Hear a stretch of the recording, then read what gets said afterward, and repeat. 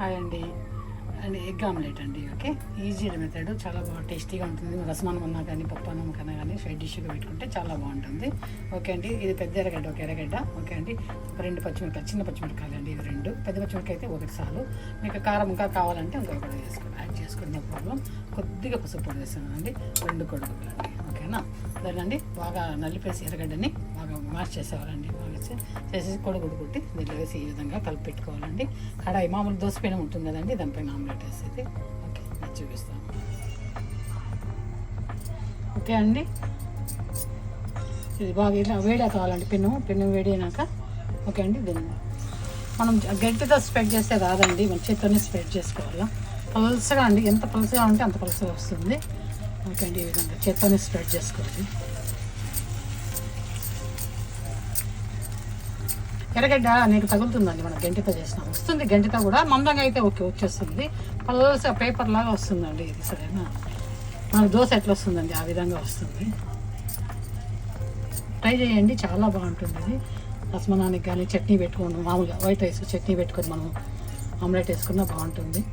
Okay అండి, ఎందుకండి oil ఎక్కువ వేద్దండి. ఓకే, జస్ట్ గంటితో ఎత్తుకుంటే మీకు అర్థమవుతుందండి.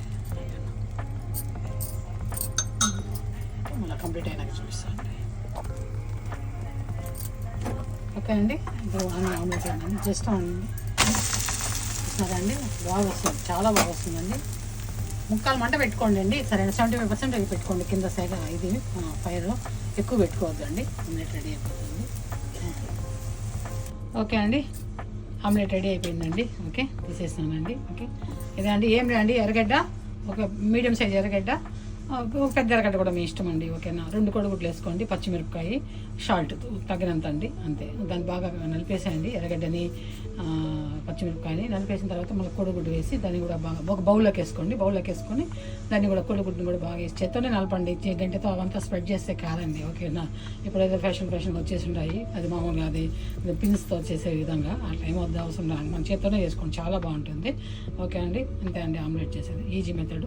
మనం ఒక కాఫీ పెట్టుకుంది అయినా బాగుంటుంది, తినేసి సాయంత్రం పూట స్నాక్స్ లాగా తీసుకున్నా ఓకే. లేదు అన్న మనం రసమన్నం కానీ పప్పన్నం అని కానీ చేసుకున్నామంటే సైడ్ డిష్గా పెట్టుకుని తిన్నా కూడా బాగుంటుందండి. ఎగ్ ఆమ్లెట్ చాలా బాగుంటుందండి. ఓకే, థ్యాంక్ యూ అండి, నా వీడియోలు చూస్తున్నందుకు. తయారు చేసి చూడండి, ఇది ఎలా ఉందో చెప్పండి. ఓకే, థ్యాంక్ యూ అండి, ప్రతి ఒక్కరికి పేరు పెట్టిన ధన్యవాదాలు. థ్యాంక్ యూ అండి, లైక్ చేయండి, షేర్ చేయండి, సబ్స్క్రైబ్ చేయండి నా వీడియోని. థ్యాంక్ యూ అండి.